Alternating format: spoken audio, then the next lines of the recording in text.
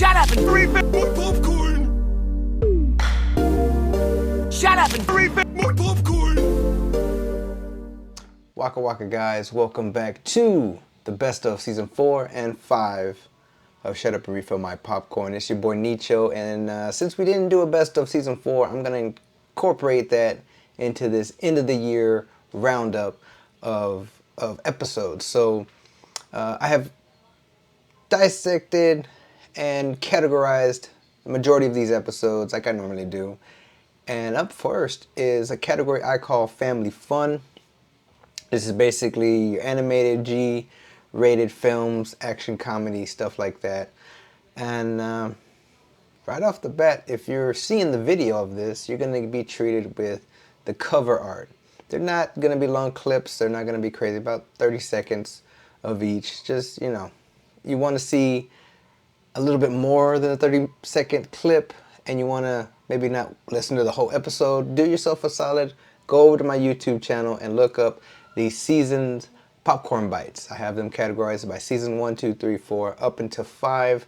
I believe 5 still needs a few more episodes in that, but, you know, it's not like I'm making Joe Rogan money. So do yourself a solid. If you want to maybe a minute and a half more of this episode, check that out. But for a quick 30-second clip, enjoy. I guess you could say day, night, whatever. So, at first, he's fucking loving it. He realizes that the people are scared of him, so he's just going through the village and roaring up the motherfucking place. People are throwing pitchforks at him. He's loving it. You know, he's throwing in the mud. Finally, he goes home and realizes he has no home.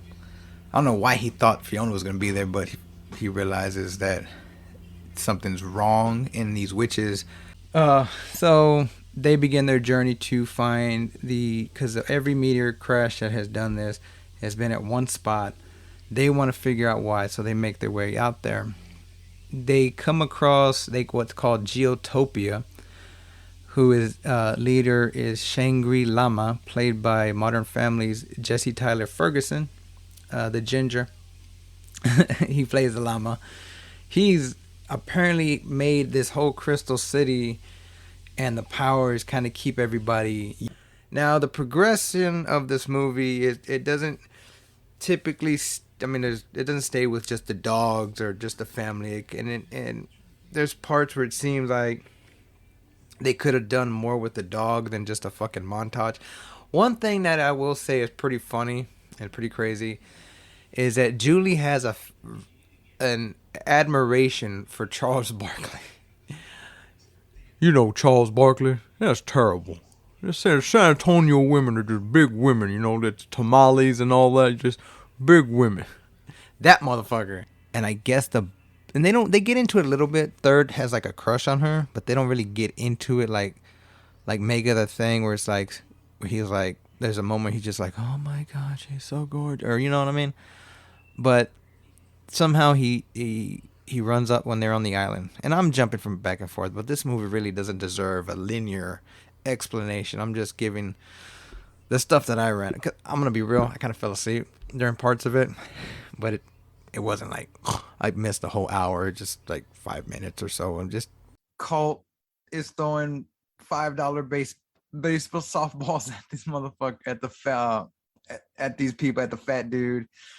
Tum Tum is throwing darts at the guy that's chasing him, and the Rocky is being chased by the guy from Salute Your Shorts, and he somehow gets tangled up in that game where you got to shoot the water and fill up the balloon, and the first one to pop it wins the prize. You know what I mean? Somehow he gets tangled up and he gets shot in the face with water. Oh, I don't know if it's like oh hey, awkward small talk. I don't know. Anyways, Dale takes a shower first, makes a huge mess in the bathroom. Neil goes in after him. He just puts shampoo or gets his hair shampooed up, and he can't. The water cuts off. He's got shit all over his eyes. Holy shit. We get the Maximals. Now, motherfuckers younger than me have no clue what Beast Wars is, unless they watching the Netflix stuff or whatever. Beast Wars was basically the animal version of Transformers. It was a CGI show, or it was a toy line like everything else. And then it was the Maximals versus the Predacons. You know, the Autobot version animals covered the down payment. And so now he's visualizing, he's fantasizing about what it's going to be like, you know, having a pool.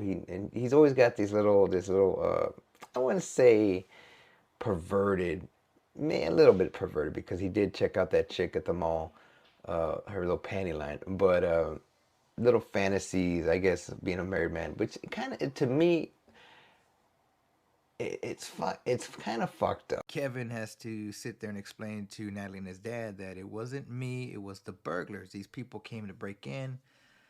Natalie tries to get the butler because they have this state-of-the-art security, whatever, you know, and she asks Parsky, like, is this true? Did anybody break in or whatever? And he's like, no, man, this boy's a liar, and you know, I was watching the tapes, and I was watching security. Nothing like whatever this little motherfucker's saying ain't true. They tick each other off, and that's what happened. And he's frustrated. Jack, who at this moment found out where the room is and took the snow globe, tricks Scott into saying the words, "I wish I'd never become Santa Claus." Boom. They time travel back to 1994. But I guess it would be set 93. Anyways, the moment that Scott became Santa Claus, when Santa Claus fell off his roof. This changes everything. All right, guys. So the next category I have is comedy. And there wasn't really a lot of comedy. And I wouldn't say a lot of comedy in these seasons, but a lot of it was action. And it's kind of hard to put one film in just one genre. And so this ain't going to be a long section or a long category, but it's going to give you kind of an idea of where I put these films and why I put these films in this category. So enjoy. Black Sun, he's already got the mustache, so I guess that was part of the deal for Jerry Reed, was to grow a mustache. Jumps into a 1983 Pontiac Trans Am as compared to the previous Trans Am used by the real Bandit. He gets an upgrade and begins his journey. And just not only to fuck with him, but to get the shark and be the first one down in Texas. They're driving from Miami, Florida to Texas, so it's water on the bridge, basically. So he works with him because he hits home runs almost every fucking time. They throw him a pitch, they know he's gonna hit a home run or whatever. So they're starting to work on how he's hitting the ball and how to make it, like, hit the ball and make it go straight to first or whatever. Like, I don't play baseball. I don't even watch baseball. From time to time, I'll watch a game here or two, but yeah, it's I couldn't tell you. They have to get Sung Lee safe, so they decide to take her to the French embassy, where the old evil white dude, who we don't know is evil at the time, offers to take her with him to his family's French country home, whatever. But it's a ruse. We find out because as soon as they get there, his limo blows up, like maybe a minute or two before they get on it, to make it seem like there was an attempt on his life too. So he's like, I'm gonna get all these motherfuckers like, oh, what's going on? Oh. So Jack tries to get the lowdown on Andy. So he calls in his CIA operative people, whatever, to get the lowdown. And the guy just, he gives his clearance to the guy on the other end of the line. The guy's like, this clearance has been expired for like 20 years or something like that. And he then tells him, like, if you really want to know about this, why don't you just Google him? If you really want to know about this person, just Google him. All right, guys. The next category up is scary. I just put scary. Scary movies, horror movies. I did the last 2 years, solid month-long releases in the horror genre. And so, yeah, enjoy. We all know what the real deal is. Nobody's stupid. And if you haven't figured it out by now, bless your heart. But we're here to talk about the Final Destination. Now, before we do that, do you know which movie I'm talking about? Yeah, the one with the plane. You know, like, oh, we're all gonna die. Yeah, the one with the dude. What the hell's his name? Siwa, Dev C. That team was like 2000 and stuff. Oh my god. Dude, you watched the wrong movie. Still troubled, still bouncing from foster home to foster home. They just said, fuck it. They sent them to a military academy. Oh, yeah. Somehow, Chucky knows how to hack into a computer and looks up the information on Andy. And there's another thing. And when we're sort of there. So I might as well just, set the story. I might set the scene or the feel of Andy being at the fucking military school, and kind of like having like a remembrance night or something, some kind of like, let's get together and just kind of talk about the boys or this and that. The sister, who is named Emma, played by Tracy Fairway, which I don't really recognize a lot of these actors. I think the father, I believe Steven's dad was. I think he might be somebody. And so when she did that, she actually did summon the Candyman, and he knows who she is, So he's trying to basically recruit her, like, hey, you are the last of my descendants. You will fucking wait till this train leaves, son of a bitch. I ain't editing shit. I'm leaving that motherfucker in. So back to where I was talking about. So now Miguel's on cloud nine. He goes to bang his chick, or the whatever chick he picked up. Long story short, he's using, in this film, in this particular plot, that he's going to kill all these people, but he's going to frame Sydney because of, for whatever reason, it was John Milton who defiled my mother and blah, blah, blah. And she ends up dying, where it makes him, like Roman, look like the sole survivor. He's basically jealous of his half-sister because she got all this fame and notoriety from these killings from the first film, which he was the fucking reason for. Now the leprechaun, it makes this illusion that Bridget is not upstairs in the house, but downstairs in the garage, and she's fixing to give this dude some booty. She takes her shirt off. This dude's about to motorboat her. Now, in my opinion, okay, yeah, the boobs were okay. But if you're going to motorboat something, you got to have a little bit more, how should I say, Dolly Parton-esque size boobs. You know what I mean? They have to... Horror-themed festival. Almost like a Comic-Con type deal, kind of a horror. And if you ask me, I think most of their production went into just that fucking part of the movie. Like, the goofy shit. Like, you can tell, okay, this is a movie. Yeah, it's shot like it's shot like the third movie, but 4 fucking years. I don't know why I'm showing my fucking hand into the phone camera, but 4 years in the sewer, eat nothing but rat shit and fucking hobo hummus and dick cheese. I mean, who knows what the fuck this dude was living on? Drinking piss water. This motherfucker was drinking sewer water. So he ain't the healthiest motherfucker right now. So that being said, he's weak as fuck. So he's... Alright guys, the next category is I have entitled action/badass chicks. Because there is quite a bit of films that I did that had some pretty awesome ass-kicking female leads. And yeah, let's get to it. So they go off, and then Paul and the Olivia go home, or one at her house. He has a house, I guess, somewhere in the country, and Chelsea is staying over there, where she's protected. And they go home, and then the DA says, "Okay, we'll just go home, watch her. I'm gonna send a couple of cops. I'll have the lieutenant send a couple of cops for security." Okay. That's all bullshit. He sends Freddie Flakes and the 2 other muscle from earlier. And later on we find out. Now this is the crazy part. Now these are mummy movies. So I mean, it's not gonna be taking everything has to be like there's mystical whatever stuff involved, and so Yetis are involved in this fucking movie. They end up taking her to uh, Shangri-La. I can't even say the fucking name. Shangri-La. And we don't find out till later what happens. But he's not feeling too good. He fucking ends up getting seasick. And so she takes care of him that night. And we later find out she liked being in that situation. She wanted to be there for him. She wanted to take care of him.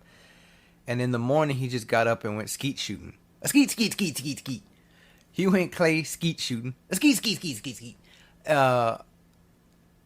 She was upset because when she got up, he was gone. And then when he finds her, she's kind of giving him the cold shoulder in a way. Like, they escape with it only to, I mean, I think before they even left, they saw it was full of gold and treasure. And then when they get there, it's completely empty. So whether it was open while they were doing it and everything just flew out, who knows. But the scene of them looking into the fucking safe on the ship that is just there on land, and his crew's like, dude, no, we can't do this shit no more. We can't, dude, really? What the fuck are we doing here? Fuck this. A little bit more backstory to some of the people there. Tig, I don't know, Bennett, he was, Kim Coates plays Bennett. He was a producer. The Asian guy used to be his assistant. They used to kind of hang out together, whatever. The girl from earlier, she was an actress. And Luther West, he was a basketball player and spokesman for watches.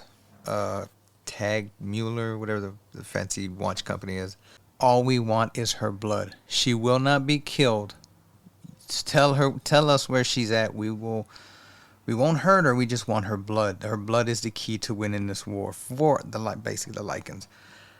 She's like, no, you know, fuck you. Boom. She basically goes over the cliff with him. She lands perfectly, like, you know, she did in the first movie. He has this fetish let's say fetish, with hair. And now we learn why he was an orphan. He was raised in an orphanage. He still makes trips, or he still returns there for his, I guess, yearly haircut or something. But he goes, holy shit, he goes completely like busting nuts every time he sniffs the hair or whatever. It's like Janet is knocking boots with the higher ups, and all of this whole time Jeff is just like, oh, my Janet's so amazing, I love her. They start to find clues. Now the bad guys who actually kidnap, I'm about to burp, sorry, who actually kidnap the two beauty pageant people is I was actually caught off guard and has to watch his fellow Marines, private boot camp brothers basically start to hate him, start to despise him and resent him because, you know, we're like, motherfucker, you're making us do more push-ups. We're making, you know, you were fucking up, you're doing this, and we're having to fucking do more, I call them burpees. I don't know. And so he's also kind of losing it. All right, ladies and gentlemen, you always save the best for last. And for me, this category is probably my favorite category, and probably one of the reasons why you're listening to the podcast. So, without further ado, the last category is entitled Guests. Had some amazing people come on the podcast and shoot the shit with me. Some familiar voices, some familiar faces, and just from the bottom of my heart, I want to thank each and every one of them. And whenever you want to jump on another episode, y'all are more than welcome to. You know, I really appreciate the time that y'all gave me. And without further ado, let's get into it. So I haven't seen that new one. I know it came out like on Sci-Fi, like an original movie or whatever. But he's the town drunk. He becomes friends with the bounty hunters that are after the critters in the first few films, and he becomes a bounty hunter himself, or is taught the ways of killing these creatures or hunting them. Yeah. And so we see him in the beginning of the movie. He finds 2 eggs, and just as he's about to squash them or whatever, get rid of them, which I would have fucking done. And then what happens? They wind up both getting tangled like Tom and fucking Jerry. They go over the ledge. And then what? She tries to French fucking kiss him. And then he stabs her in the back. Stabbed her in the back, fucking worse than my divorce proceedings. Yeah. God damn. You are hot tonight, Jack. Nah, I'm only a little bit warm from the chocolate white Russian I had. When McConaughey and Zellweger became big, and they used those two, they came to back. catapult the movie, and the both of them were like, "We want nothing to do with this fucking movie." Like when you watch Renee Zellweger in this movie, she's literally reading a script. There's no emotion. There's no really anything. It's just her reading the script and just going through the motions. How she got work after this is baffling, because her acting is some of the worst I've ever seen in a movie. Yes. How he was just tearing everybody up. Nobody could go anywhere. He was just going right down the little hallway, but instead it was a bus, and he was just fucking going into people. And but that's exactly the first thought that came to my mind, was comparing it to Darth Vader and Rogue One during that scene and that's exactly how I pictured it. It was a good scene, but hopefully we'll discuss it more. But in this movie, because it's a Cheech and Chong movie, and it's about 2 brothers, and it's their telling of, I guess it was a book, like an old school book, like one of those like Pride and Prejudice era type books. Oh shit, I was thinking like Shakespeare and shit. Yeah, where it's the Corsican brothers, where they're twin brothers, and they can feel like if you punch one, the other one will feel it. So starting the movie off now at 15 seconds, we see the opening. Get to the train. That's it. Get to the train. Go to the church. Get to the train. Go to the church. And then he said, the motherfucker never says it, and it happens. He has all the opportunity to say it, but he doesn't. He doesn't say, get to the chopper. There's a fucking chopper in the movie, man. Come on. That's a missed opportunity, bro. He jumps off of the fucking chopper, and it just like SWAT teams down with his tactical rope. So, as just like a little bit, I would like to do, like, like you guys I see how you guys do your creative shit, like you, Everett, Tito, like you guys are hella creative, man. Like, fuck. Oh man, like, thank you. I wish I could do a podcast, man, for reals. Dude, like honestly, you said, like, I'm telling you, if you did Keebler Cholo News as a TikTok, like, dude, that's funny. It's original, and it's like, I know there's different apps you can put like the little ticker at the bottom and shit, like an actual news, like CNN, Larry King Live. Oh, well, that's how it first started. I go, that was such a fucking cock tease, because you're like, oh shit, maybe he might do something corporate, like, oh, I like this dude's drive. Let's see what he can do in this setting. But the motherfucker owns a steakhouse. Dude, I got a different take on it though. A steakhouse is a more high-end kind of place than shenanigans. This dude has an interest in you. Wouldn't you not take it? Like, if you're gonna be in a restaurant, why not go over there, a higher end place, and maybe you move up faster because this dude likes you and you start getting paid? Like, voiceover box. Yeah. And then I'm thinking, that's cool, but is it gonna be throughout the whole movie? And then right after, when he gets to the Batcave, you see he's just writing in a journal. Yeah. And these are the words I like that, because I was like, it makes, for me, it was like you said, like a comic book. Like a Mark Miller type of thing, that the way Batman would, have his inner monologue. How do they not? First of all, how do they not see him or hear him? They're like right there. Yeah, right there. There's a 3 of them on the beach. If they're going somewhere, and only Stifler knows where he's going, how do his boys not know that that's where they're going to? When those the new age dudes grabbing all the bikini tops and all that, where's the cops? If I'm looking, okay, you're gonna steal all the bikini tops, right? Yeah, to see everywhere you're topless, cool. And then you're gonna run away. the tube system that they had. I don't like the fact they can stop and they can open it, and the next thing you know, you're getting attacked by dinosaurs. But traveling from like, oh, I'm from section A and I need to go into this rainforest section and blah, blah, blah, blah.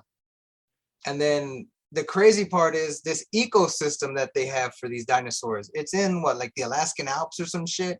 Yeah.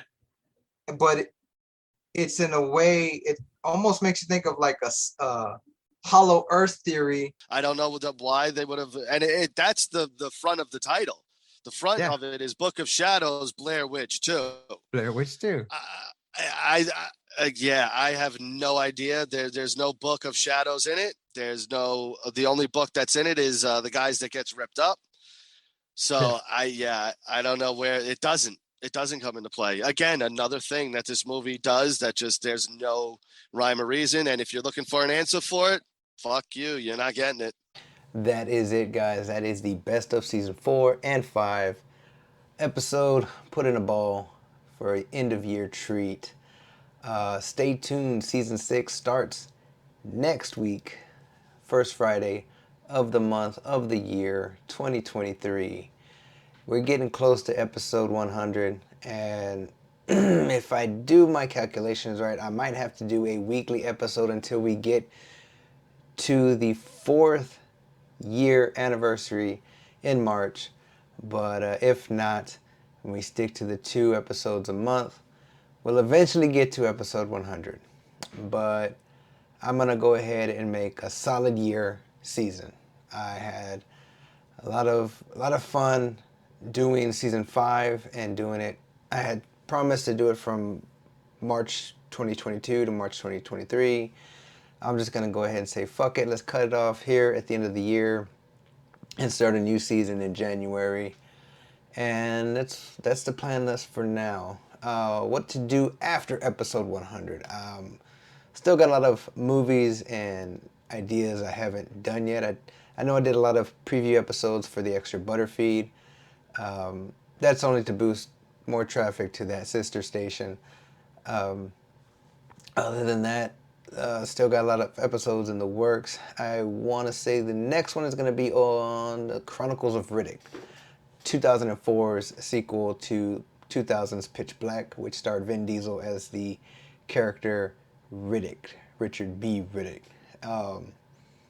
Little backstory, fucking loved Pitch Black. So we'll get into that when we cross that bridge when we get to it. So other than that, I mean, go hit up the link tree, go hit up the social medias, the YouTubes, of course, and I will be updating the season 5 popcorn bites there.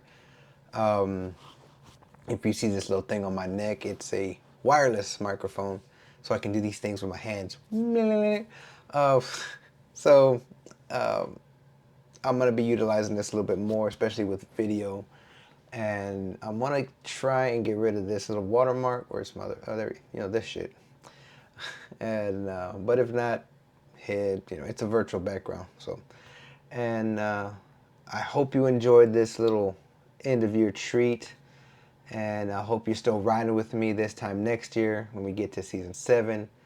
So, Lord willing, we'll get there. And I mean, I usually have a hard time transitioning into the outro. So let's just stop with thank you so much for listening, downloading, and watching. And remember to take care of yourself and the people you love.